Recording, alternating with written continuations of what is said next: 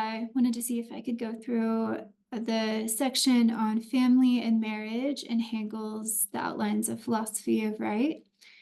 I finished reading the section, and I think the first part anyway is going to be more applicable to the paper that I need to write. So let's see what we can understand. This is in the third part, ethical life, and the family is subsection 1. The family as the immediate substantiality of spirit is specifically characterized by love, which my paper is going to be about how the most ideal love is not possible in a capitalist regime under Marx's perspective. But I'm using Hegel and Plato, specifically Diotima's speech via Socrates in Plato's Symposium to define what love is. So I'm hoping that Hegel has like a Platonic understanding of love. So we'll see. Which is spirit's feeling of its own unity. I mean, that sounds good. Hence, in a family, because spirit is, the ultimate, right? One's disposition is to have self-consciousness of one's individuality within this unity as the essentiality that has being in and for itself, with the result that one is in it, not as an independent person, but as a member. So Hegel is going to say that rationality, which is manifested concretely in the state, is of a higher level than anything that ever has to do with feeling. And also, he will say in the family, that's when you have to abandon your personality in order to be a part of that unity. So it seems that it is, I was looking at my notes to see if I had anything on this, but it seems that there might be different levels of unity.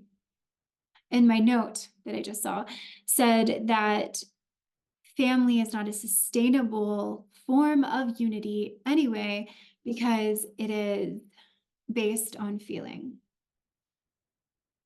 So that was 158 that I just read, and then there is an addition, which I was trying to find it earlier, but if I remember correctly, the additions are written by one of Hegel's students based off of lecture notes. So there's like several degrees of separation between what Hegel wrote himself directly and these additions. So the introduction to this says to take the additions with a grain of salt, but I'm going to read them anyway because they're usually really interesting.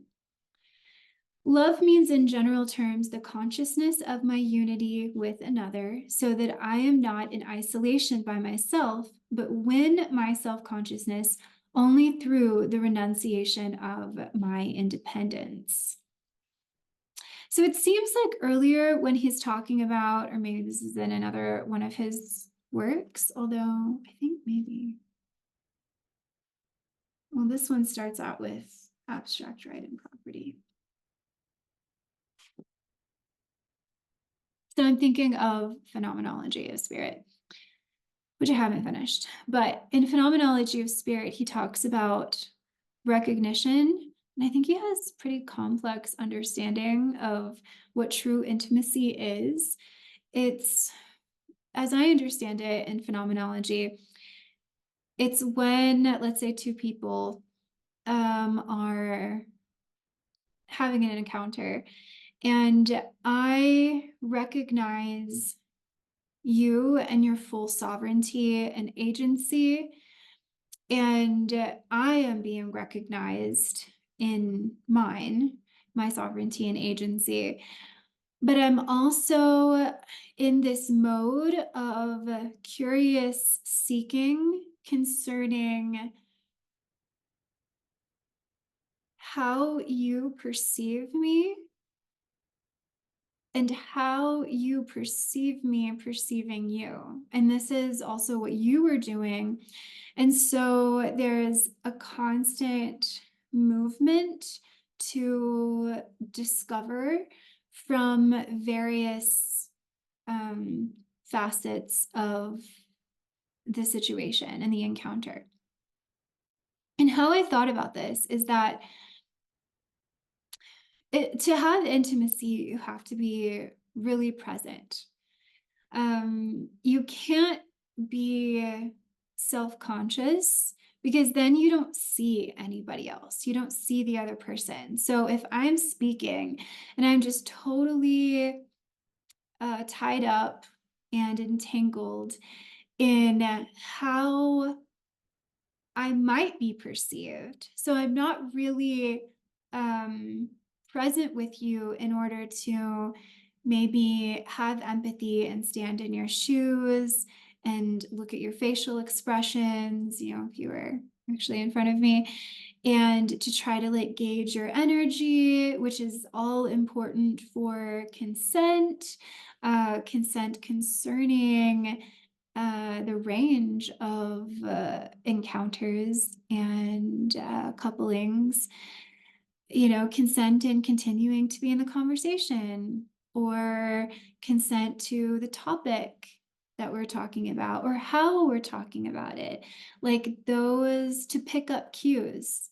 And that takes both people, because even though we can hope that we each are going to be responsible for ourselves and our own comfort levels and for speaking our truths and saying like, hey, like what you just said made me really uncomfortable. I think that in a generosity of spirit, there is also a certain responsibility that I have for your comfort. And I can't completely assume that you understand how to speak up when you're uncomfortable, leave the conversation if you're uncomfortable, to really be able to access what you are feeling and to feel what you feel and to say what you mean. If I am willing to have a generosity of spirit because I want to connect intimately with you, that's not always hopefully going to be my responsibility, but I want to help you in this particular conversation and maybe future conversations to try to gain your own agency and to remember your own sovereignty and to check in and help you maintain your boundaries, maintain your comfort levels, to say what you mean. So I know I've seen some people say that you really just need to focus on yourself and you're responsible for your own happiness. You're not responsible for other people's happiness. And I think that is valid in some situations. I mean, I think when two people are just sincerely trying to come to a reconciliation in their conversation, that and no one's taking advantage or feeling particularly entitled, etc., when there's a sincere effort on both parts, I think that it is okay to have that generosity of spirit and to worry about the other person at the same time you're worrying about yourself. And it seems that that's what Hegel, and I wish I had my phenomenology near me, I think it's behind me here, but I think that's what he's trying to say. He's trying to say that when you're interacting with someone, you can't be completely self-conscious. You have to maybe speak without attachment and without completely listening to what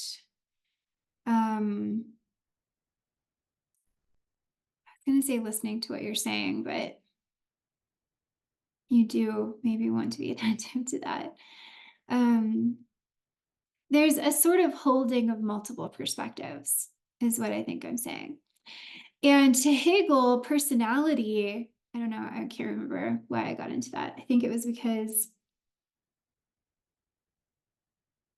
okay, because um, through the renunciation of my independence, I think that in a true intimate dynamic where world spirit is in its absolute ideal for that conversation or encounter, I think that both people will retain a sense of self, if I can use like contemporary language, when in relationship with others. But we're not solely responsible for ourselves. I think that's what Hegel is saying in Phenomenology.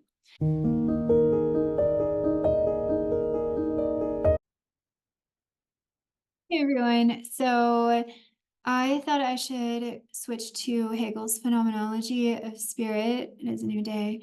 And read to you the section, which is be self-consciousness for the truth of self-certainty, which starts with section 166. I'm going to go forward a few pages to section 178. That's where, I mean, I really loved this whole part. Just of trying to figure out Hegel's understanding of how people recognize each other in like the highest forms of intimacy. I think that it is in this section called Independence and Dependence of Self-Consciousness, Lordship and Bondage, but I'm not going to talk about the slave master dynamic today. I'm not going to go that far. Because the part that I think is interesting and could relate to love, any kind of love, like romantic love, but also friendship, just a healthy, intimate, emotionally intimate relationships, is here. So let's do this, and then I'll go back to my very few comments. And then I also have a very interesting fragment by Hegel on love that you may not know about. So I'm going to show you that. I guess you can skip ahead to my future because I'm sure that I will cover it. Okay, so let's read. Self-consciousness exists in, and I just want to remind you that in the introduction to the history of philosophy, that reading, he defines freedom as being independent or having dependence on oneself and knowing thyself, basically. So I already wrote my essay. I turned it in. It's Wednesday here, where I am now.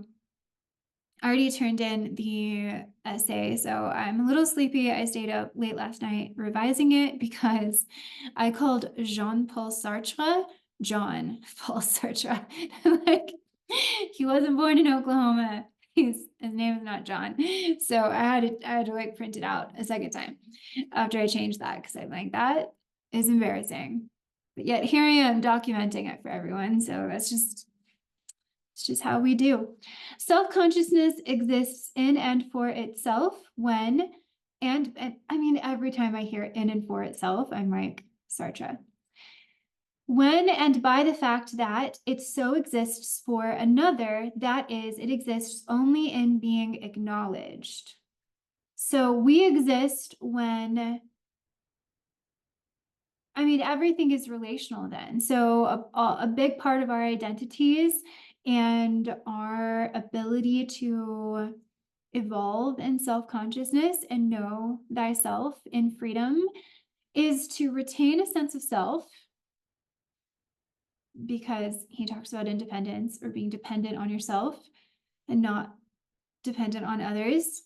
But it has to do, it's still relational. So you're always in a relationship, or ideally we are. The notion of this is its sorry. The notion of this, its unity in its duplication, embraces many and varied meanings. Its moments then, and I think it's interesting that he focuses on, or he uses this word, whatever it is in the German, in English, moments, like as a movement, as a reference to time. I don't know, I'm just like excited when I see that. Then it must, on the one hand, be held strictly apart, and on the other hand, must be in this differentiation at the same time also taken and known as not distinct or in their opposite significance. So I think to be most present, we have to, I think I mentioned in the last section of this video, that we have to be see in multiple perspectives or be in multiple positionalities to be present and with somebody else and engaging with them. We always have to be shifting from subject to object, etc. So if the dialectic for Hegel is two sort of poles that are separate and opposite that are going to be reconciled, then we have to like paradoxically encompass like the moments or the movement of the dialectic as we're engaging with each other. This is how I'm reading it. So you can see, that I'm getting it from somewhere. Okay, the twofold existence. So there's a duality, there's a twofoldness of the distinct moments has in the nature of self-consciousness. And I think the moments are moments of our awareness that are shifting. Has in the nature of self-consciousness to be infinite or directly the opposite of the determinateness in which it is posited. So there is kind of a transcendence maybe that's happening. The detailed exposition of the notion of this spiritual unity, I use that phrase in my essay, in its duplication will present us with the process of recognition. So there's something about recognition that is a spiritual unity between people who are talking and engaging and platonically pregnant with mind and spirit. Love Diotima. She's great. 179. Self-consciousness is faced by another self-consciousness. It has come out of itself because it's not very present when we are in our own heads, right? We can all understand that. So to be brought out of ourselves, like just think about when you feel like someone has seen you. We are stirred out of ourselves. Like I remember this time in first grade. I don't remember a lot about my childhood or teenagers, but I do remember most of my memories come from like school. And so I remember in first grade, I was like, I guess, what are you, like 7? My mom had crimped my hair and it was really big and floofy, I guess. And so I was self-conscious. I was in my head and I was standing in line. There were like several students standing in line to get to Miss Kaiser's desk. I don't know why. She was going to like show us a grade on a paper or something. I don't know. Do you write papers in first grade? Maybe not. I don't know. You do some kind of assignment, right? We were doing something. And so this kid named Michael Sullivan, who I don't remember much about him, but just that he had like curly blonde hair. And I don't know, like, so he had fun hair too. Did I have lipstick on my teeth? Okay, maybe I don't know. And so I don't know, I didn't say anything. I don't remember about my hair. I was just feeling deep shame and grief inside. And I think he like tapped me on the shoulder and he said something like, hey, it doesn't look that bad or something like that. I don't know. Like, what would a 7-year-old say? But I was just like, I just thought, oh my gosh, like, how did he know? Like, how did maybe my face was like, I don't know, revealing of my emotions. But I was so curious and like instantly I just felt like healed from my grief and shame. I was like, that's so nice. It's not necessarily even that he made me believe that my hair was like looked good because it probably just looked crazy. But it was just so nice that someone was like kind enough to like come into my world and my space to like say, hey, I see you and your emotions, feel better. And it takes you, so it takes you out of whatever emotions you were having, like suffering emotions. Okay, so it's like a nice thing. This has a twofold significance. First, it has lost itself, for it finds itself as an other being. So we're like seeing each other, seeing ourselves maybe through someone else's eyes in a sense, or we recognize that we're being seen. Secondly, in doing so, it has superseded the other, for it does not see the other as an essential being, but in the other sees its own self. So I think there's this, I guess, challenge that we have. I don't think we can ever really know what someone else's embodiment feels like.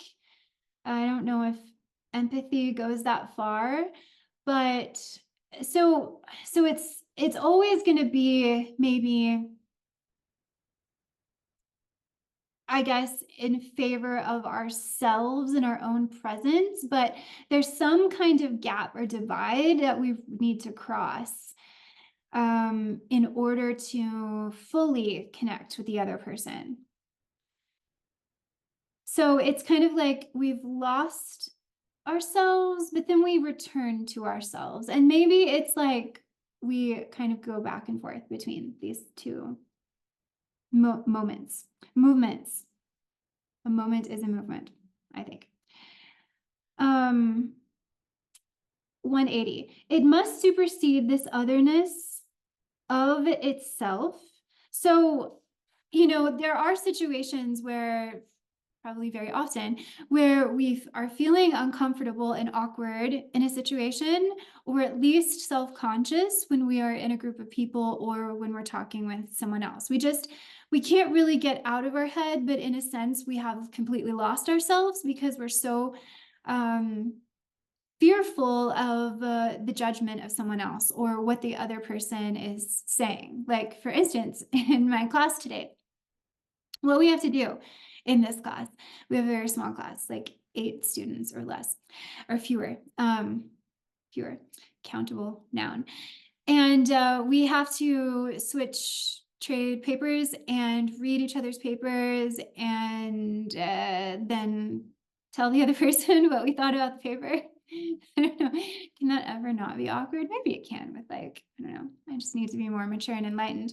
So anyway, my classmate was telling me about his thoughts, and I was not very present because I was panicking. I was like, oh no, like there's gonna be like, I don't take compliments well all the time, I think. Like I feel very nervous about them. It's hard for me to just accept them.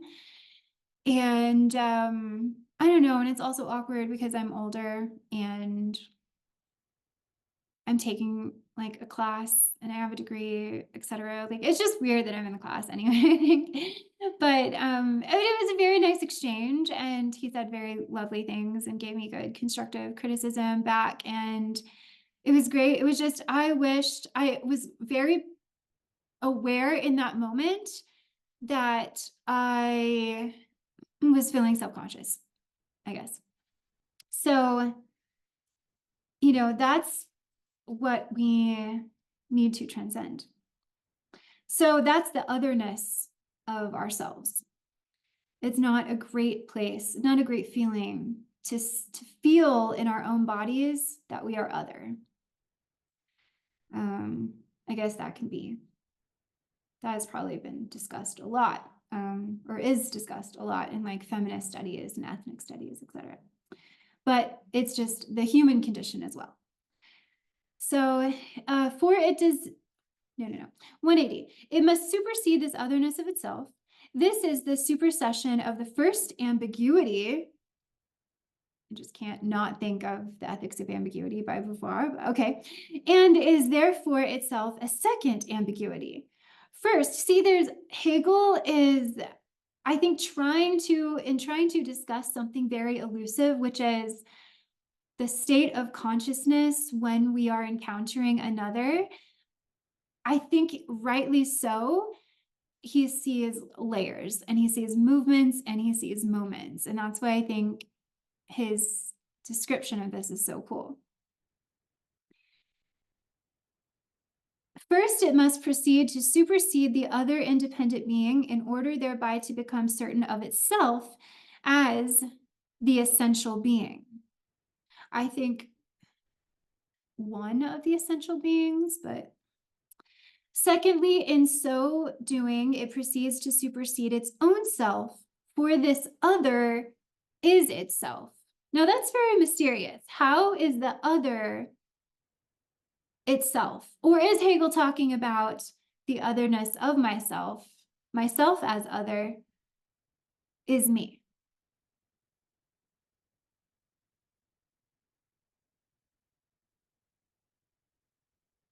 I don't know.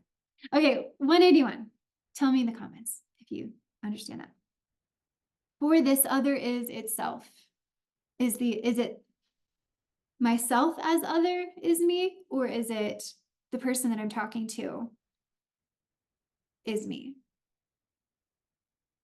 I tend to think it's the first one, but 181. This ambiguous supersession of its ambiguous otherness is equally an ambiguous return into itself. So I think either way, you're maybe being lost, but you're also trying to return to yourself. But you want the movement of being lost, seeing the other, being othered in a sense, trying to see the other as subject before you return to yourself. Because that's like, I mean, it's very akin in maybe a less extreme way to like St. John of the Cross, Dark Night of the Soul, and going through suffering to become aware of the self and open the heart.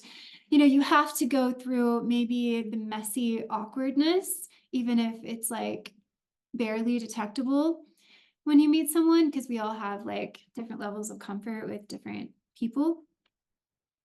And so I think you have to go through it like it's important, like all the steps are important. Kind of like, I mean, you know, this is Hegel. All the steps are important as world spirit is culminating and recognizing itself. And knowing itself more and more. And even in Marx, we have to go through the stage of capitalism to get, so in this sort of meeting of the minds, we have to go through the steps.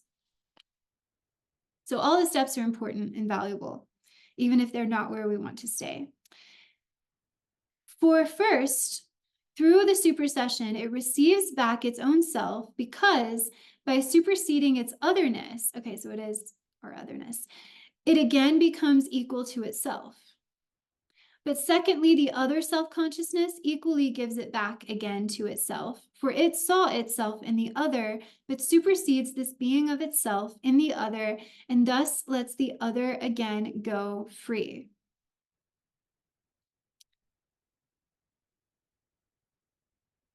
So I think both people are doing this.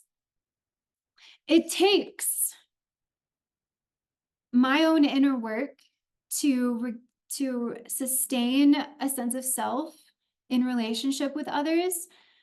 But it's also, as I was saying last time, with like a generosity of spirit that I want to help you make sure that you are retaining your boundaries and speaking your truth. It takes the other person to give myself back to me. And I think this can be done in very like nuanced, subtle ways. Just a willingness and a wantedness to connect with the other person, a certain level of affection and curiosity. And yeah, there has to be this desire on both parts to, it doesn't have to be romantic, but a desire on both parts to really be in it together and to want to connect to the other person, make sure that the other person has a return to themselves, even as they are going through movements and moments as one needs to give space to both people. Tell me if this makes sense. It makes sense to me. Okay. So there's a freeing, lets the other again go free. There's a freeing that's happening. 182. Now this movement of self-consciousness in relation to another self-consciousness so this movement, it's a movement of self-consciousness in relation, has in this way been represented as the action of one self-consciousness, because in a sense it's happening in your head, but it's not, because there is a synergy. But this action of the one has itself the double significance.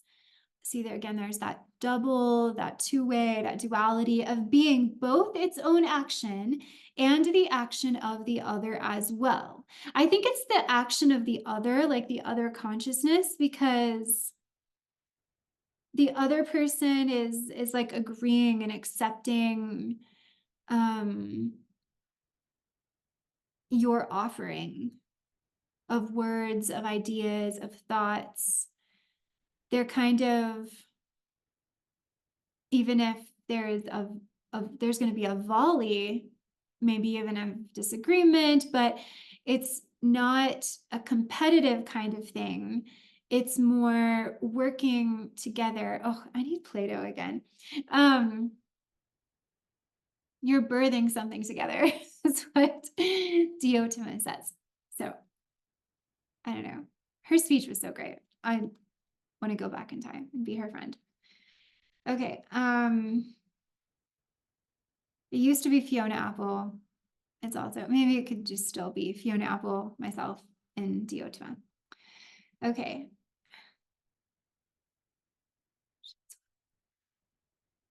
For the other is equally independent and self-contained, and there is nothing in it of which is not itself the origin. So both people are sovereign, both people are agents, both people are divine, if we can say.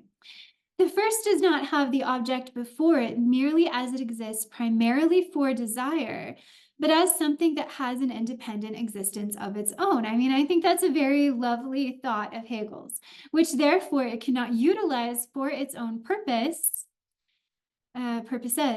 if that object does not of its own accord do what the first does to it. So I think there's this idea of, meeting people on a very human level, on a very empathic level, on a level where we are not using each other for specific ends, but we are recognizing ourselves and each other as an end in ourselves. The part about if that object does not of its own accord do what the first does to it, I think maybe is something about agreement, maybe. I don't know. It's somewhat of an articulation that is, I guess, not super clear to me.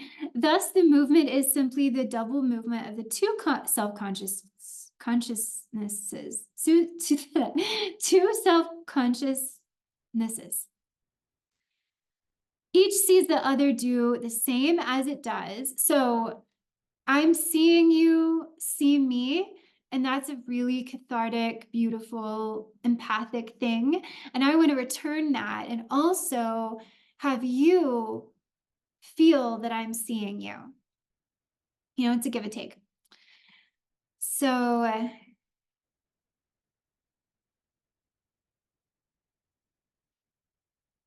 each sees the other. Okay, this is what I just said, basically, I think. Each sees the other do the same as it does. Each does itself what it demands of the other, and therefore also does what it does only insofar as the other does the same. So I can very much want to be on the same page as you, but you also have to want that as well, you know, and I can't have us both be on the same page just by my responsibility. Like, you really have to also be an equal partner in that, or I for you. Action by one side only would be useless because what is to happen can only be brought about by both. Why didn't I put this in my essay? Because my essay was only like 6-ish pages. 183. Thus, the action has a double significance, not only because it is directed against itself as well as against the other, but also because it is indivisibly the action of one as well as the other. So I think that's interesting. Directed against itself, because I don't want the conversation to be just about me. But I also don't want the conversation to be just about you, right? I mean, we've all been in a conversation where it feels like someone is giving a monologue for 5, 10, 15 minutes, and we could set the phone down and do other things and wait until they stop talking. And because we realize that all they really want is oh yeah, that's true. Like, they don't really need to be talking to another person. We've all done this. I've done this. It's almost like they just want to talk and have someone else be there and listen. And that is not a conversation. A conversation needs to require, if your topic doesn't require both people, if you're just journaling about your day but out loud to another person, that maybe is not being conscious of the other person and honoring their time, I would say. That's what that makes me think of.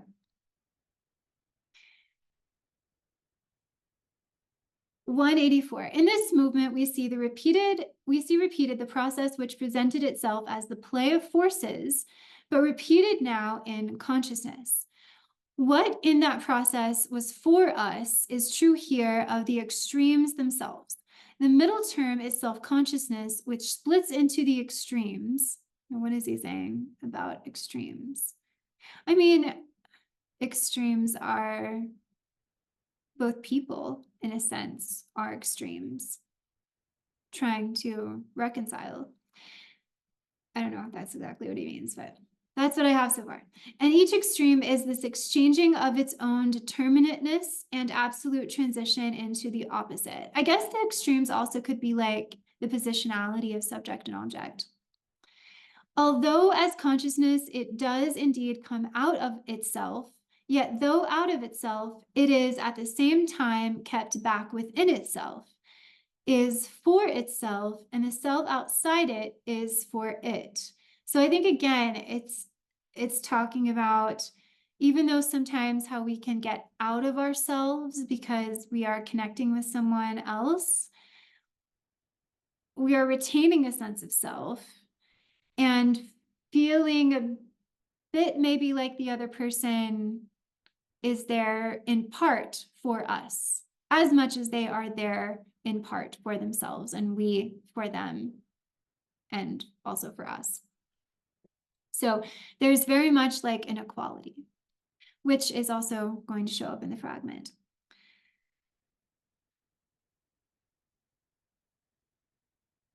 So, okay, and equally, it is aware that it at once is and is not another consciousness, and equally that this other is for itself only when it supersedes itself as being for itself, and is for itself only in the being for self of the other. So I think this is really a complicated kind of understanding, but I think he's, again, just going back to the idea that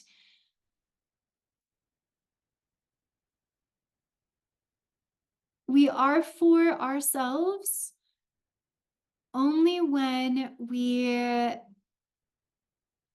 are also in relation and outside of ourselves. Because I think superseding means like transcending. So we are for ourselves, but we still have to transcend the ego in various ways. And if we do, then we truly have a return to ourselves, because at first we were just mired in the ego self.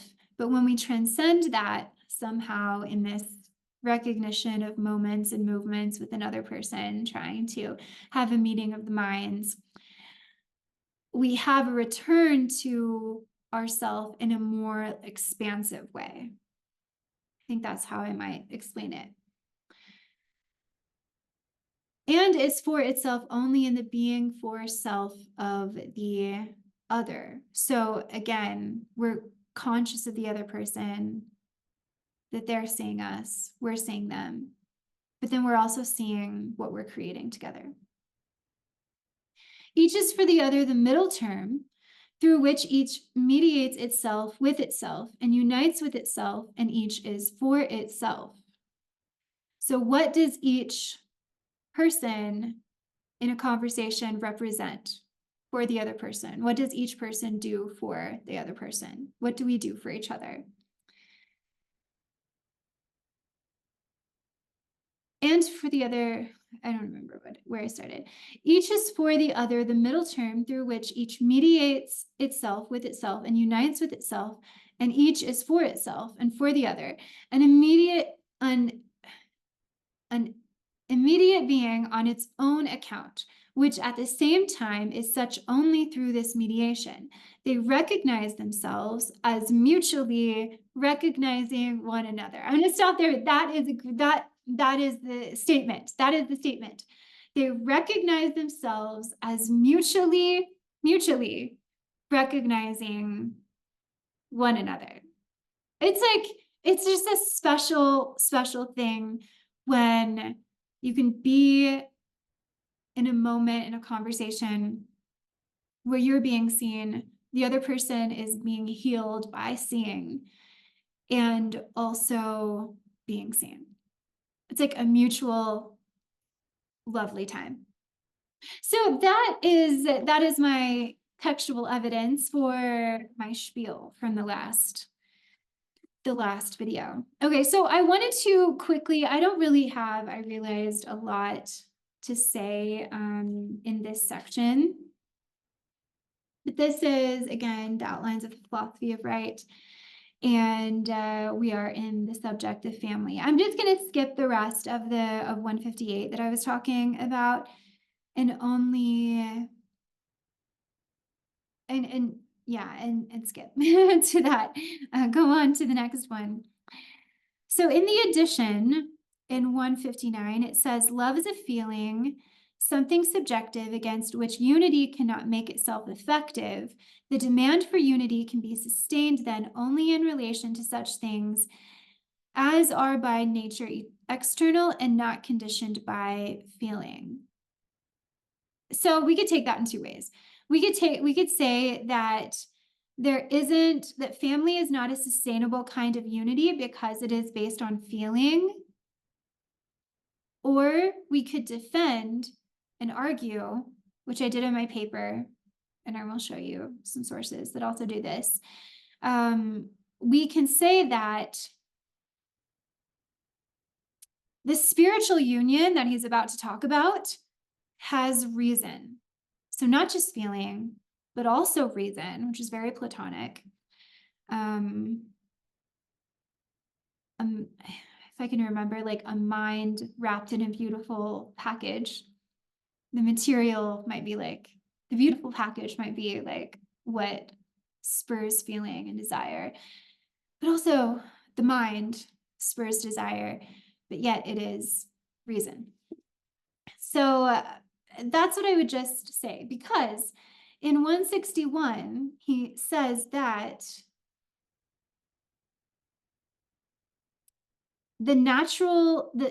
in self-consciousness, the natural sexual union is changed into a spiritual union, into self-conscious love. So the addition says that Hegel's ideal kind of marriage love transcends a sexual relationship and also a reduction to just a civil contract, which I feel like is interesting. So this is the end of the edition. This eliminates from marriage the transient, fickle, and purely subjective aspects of love. And then I think that 162 has a really interesting implication to the necessity of freedom and consent in a kind of ideal relationship. It says, its objective source lies in the free consent of the persons, especially in their consent to make themselves one person, to renounce their natural and individual personality to the unity of one with the other. From this point of view, their union is a self-restriction, but in fact, it is their liberation because in it, they attain their substantial self-consciousness. So we see this as well in the dynamic of the master and slave, that the preference for the bondsman, let's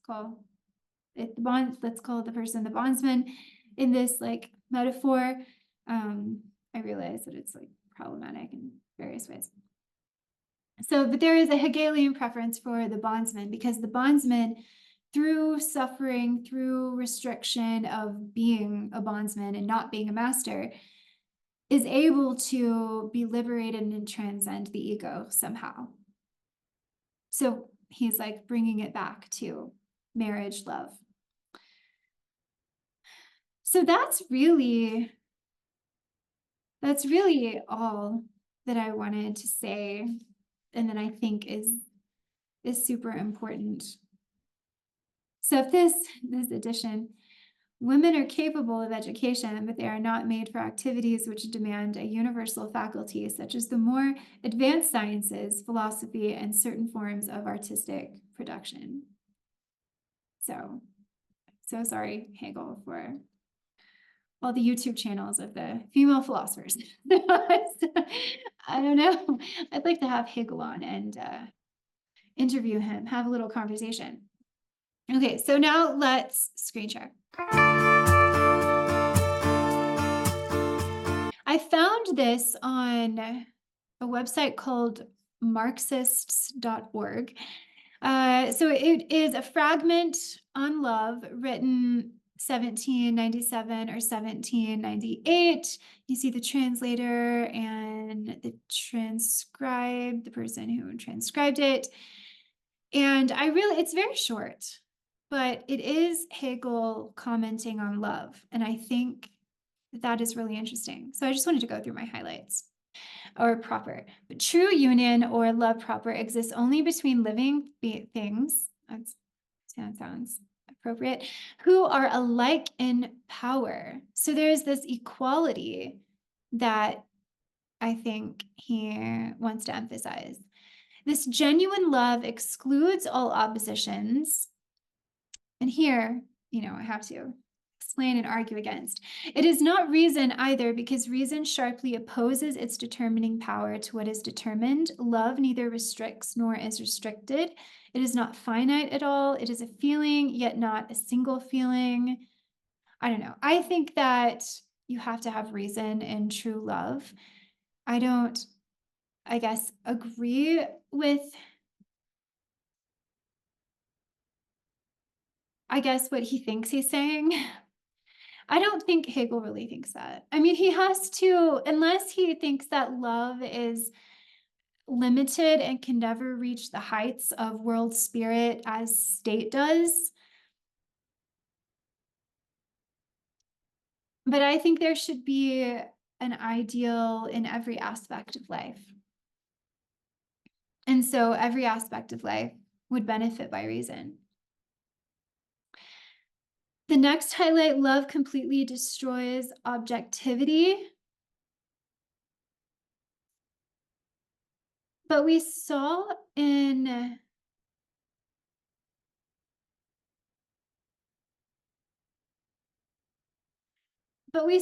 other text that he talks about retaining the difference. So, I mean, I guess this is a different writing, but Since love is a sensing of something living, lovers can be distinct only insofar as they are immortal and do not look upon this possibility of separation as if there were really a separation. They are a living whole. To say that the lovers have an independence and a living principle peculiar to each of themselves means only that they may die and be separated by death. But love strives to annul even this distinction. And then there's a mention of immortality. If the separable element persists in either of the lovers as something peculiarly his own before their union is complete, it creates a difficulty for them. I think Hegel does get into the problematic area of making lovers dissolve into one another.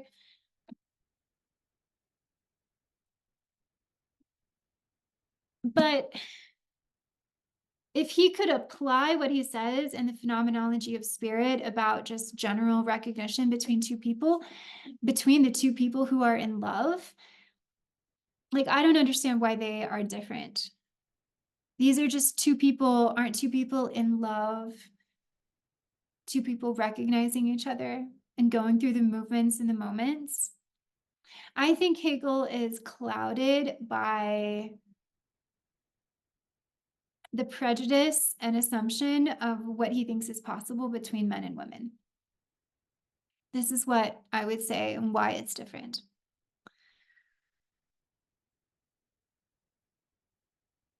Love is indignant if part of the individual is severed and held back as a private property. And so he says, none of these love girls who will not yield their charms except for money, or vain women who want to fascinate. You're not giving your all of yourself. A pure heart is not ashamed of love, but it is ashamed if its love is incomplete. He talks about love's culmination, that love is stronger than fear, that love is a mutual giving and taking. So too, the giver does not make himself poorer by giving to the other. He has at the same time and to the same extent enhanced his own treasure. And he has a quote from Romeo and Juliet: "My bounty is as boundless as the sea. My love is deep. The more I give to thee, the more I have." This wealth of life love acquires in the exchange of every thought, every variety of inner experience, for it seeks out difference and devises unifications ad infinitum. He says that what is in the first instance is most the individual's own is united into the whole in the lover's touch and contact.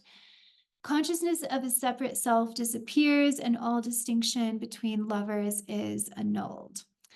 And then he talks about the living child as the seed of immortality, which is pretty conventional. The seed breaks free from its original unity, turns ever more and more to opposition, so continuing the dialectic again, and begins to develop. Each stage of its development is a separation. Tell that to some parents. Thus, the process is unity, separated opposites, reunion. After their union, the lovers separate again, but in the child, their union has become unseparated. So this union in love is complete, but it can remain only as long as the separate lovers are opposed solely in the sense that the one loves and the other is loved, which I would then refer you to Plato. Diotima says that both people have to be lovers. The one who sees the other in possession of a property must sense in the other the separate individuality which has willed this possession. He would be opposing a mastery to the other's dominion and would be canceling one of the other's relationships, mainly his exclusion of others from his property. Since possession and property make up such an important part of men's life, cares, and thoughts, even lovers cannot refrain from reflection on this aspect of this relations. Because everything which men possess has legal form of property, community of goods is still only the right of one or other of the two to the thing. So this note right here, I think, is helpful. If a lover does not surrender himself completely to his beloved, he is, as it were, dividing himself into separate compartments and reserving one of them for himself. So I think when he's talking about this property, he may be talking about how in a hetero marriage, it's really the male in his time who will own the property. And he also talks about in other works, maybe the outlines of the philosophy of right, of how you need to own yourself as property. But I think he's actually talking about like material, external property here. And how that is a difference, that will be a difference in the hetero marriage of the late 1700s. And the woman, the female, does not have the property. So I don't know how interesting or helpful that is, but I just wanted to really explain that it's there. I also found this dissertation that sounded really interesting by someone named Scott Jonathan Cowan. Good job. Good job to you. Hegel between criticism and romanticism, love and self-consciousness in the Phenomenology. That sounds really interesting. I did start reading some of it later on. Watch your eyes. I'm scrolling. I think I was reading, oh no, did I not highlight anything? Oh, it's not actually that long. How interesting. Okay. I guess I just didn't highlight, but I did read some of this. In this paper, I argue, can I highlight it? I can. Okay, in this paper, I argue that Hegel's early writings on love help make sense of the motivation behind these claims and thereby aids in understanding their meaning. Hegel's writing on love, okay, let me start here. Hegel's writing on love is usually treated as it were either a failed precursor to his philosophy of spirit or that he eventually demoted love to the ethics of the familial sphere. In my view, both approaches offer valuable insights but fall short. They inadequately account for the philosophical continuity between his early and later work. So, you know, maybe some of his, I guess, maybe contradictory thoughts might be because, you know, people's thoughts evolve. In contrast, I claim that the philosophical issues Hegel began investigating via love, modern individuality, the unity of subject and object in the nature of life, remain among his central concerns in the Phenomenology. I argue, let me see that. What is interesting here? Oh, it says, it becomes clear that Hegel's early writings are continuous with his mature work. Okay, well, that's his argument. And his work on love reveals the philosophical motivation underlying the claims about desire, satisfaction, and the concept of spirit. I don't know. I think this is interesting. I want to read it. I maybe used this one more then. Okay, this is the one I highlighted. So there's also, if you're interested in Hegel and love, there's also this article that I found called Hegel and the Love of the Object. If Hegel's philosophy is the explication of the God who is love, then perhaps philosophy should occupy itself not with the love of wisdom, but with the study of love. So it said, this person says, oh, who is this? A.R. Bierke, maybe? University of California, Santa Barbara. In fact, it will be shown that Hegel's understanding of love does involve a critique of philosophy as erotic contemplation. That's interesting. Nevertheless, love and reason, here we go, are intimately related for Hegel. I think so. Yes, I agree with you. I agree with you. This paper examines the role of love in Hegel's philosophy, arguing that love has the shape of speculative reason and plays a critical role in the historical reconciliation of spirit to itself. Good job. Yes. Yes, this is, I think, helpful. To put love at the heart of an investigation of Hegel's philosophy means to depart from the most common ways of interpreting love, which are limited to the sphere of the family and intimate relations. It's not a primitive form of spirit. Hegel develops a dialectical understanding of love, which I think, even though he doesn't say it's love, some kind of relationship in the phenomenology of spirit, it is a dialectic. That's what we're doing. We're doing a dialectic when we are having a meeting of the minds, in which love creates and sustains difference rather than obliterating it. Take that, love fragment. And to argue that the final reconciliation of spirit with itself cannot happen without the mediation of love. Says this person, I don't know, the gender of this person places love at the center. By placing love at the center of Hegel's metaphysical drama, this analysis may blur the line between philosophy and theology. This looks like such a good paper. And see, they also mentioned the fragment on love. So that would be interesting to see how they talk about it.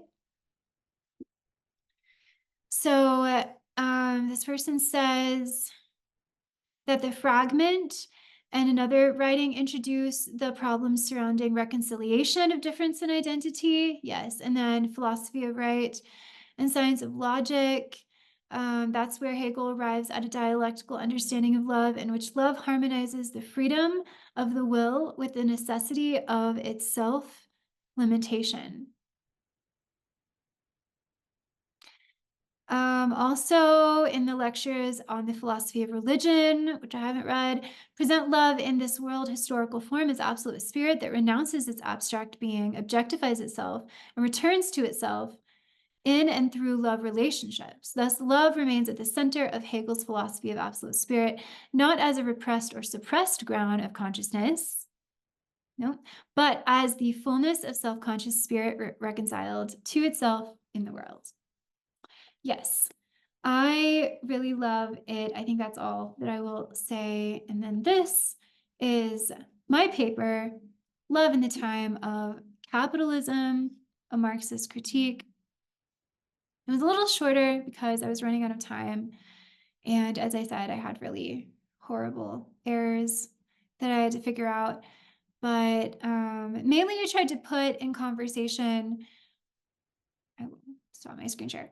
Mainly I tried to put in conversation Plato, Hegel, and Marx. And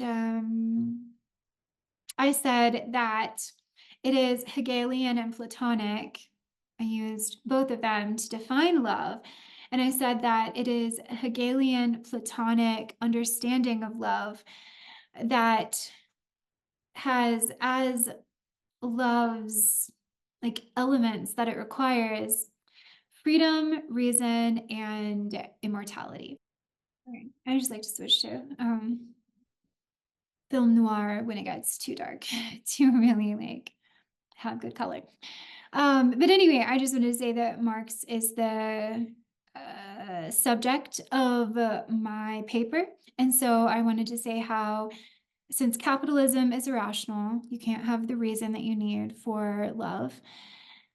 Since we are not free under capitalism, our freedom is highly restricted under a system that it has such extreme capitalism that it fetishizes everything and makes everything into a commodity and burns people out by excessive work and doesn't pay them enough to go on vacation and go on dates or have time for social things. And then also because capitalism, according to Marx, reduces everything to an exchange value or a use value, you can't really focus on what Plato says you should focus on, at least, like very specifically.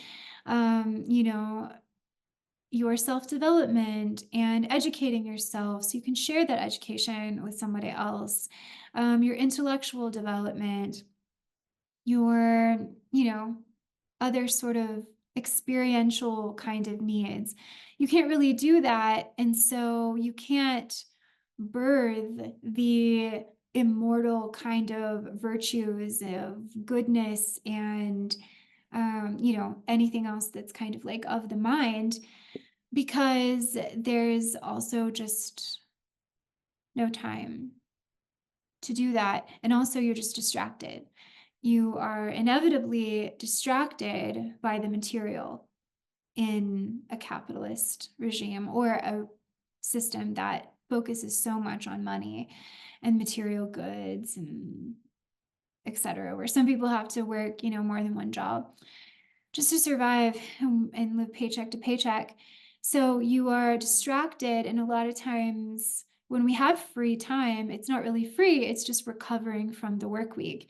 So we are maybe doing some like retail therapy and making ourselves poor by buying things, or we are, subscribing to Netflix, which is not free, and we're binge watching that just to kind of recover and help us get ready for, Monday. So one of my recent Twitter posts was, did Marx talk about the Sunday scaries?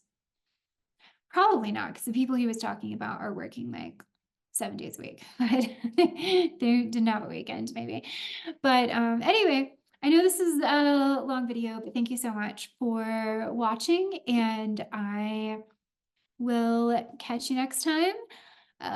Probably with something about Nietzsche. I really want to talk about Thus Spake Zarathustra on this channel. We're not reading that book for my Nietzsche class. We talked today about the preface and genealogy of morals, and then we kind of started the first essay. There's like 3 essays in that book. But I am reading, personally, 2 books.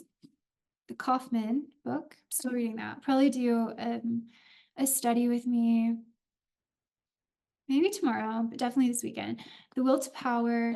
And then I got this book, The Selected Letters of Friedrich Nietzsche. So it is more than 200 letters of Nietzsche collected, offering a representative sample of his correspondence on philosophy, history, morals, music, and literature, as well as a poignant biographical record, which marks the stresses and turnings of his life. So, yeah, I think that this is going to be so exciting. To Richard Wagner. Yay. Student years, Schopenhauer. Okay, so I have this book that I'm going to start as well because it's about to be spring break. Not quite. I have a chair meeting tomorrow that I have to go to, just an hour. But if they have to, I want to, it's fun. I get to, meet my colleagues who are also my friends. And that's pretty much it. And then, so I mean, I have a lot of papers to grade, but thus, when do I not? Okay, see you all. Bye.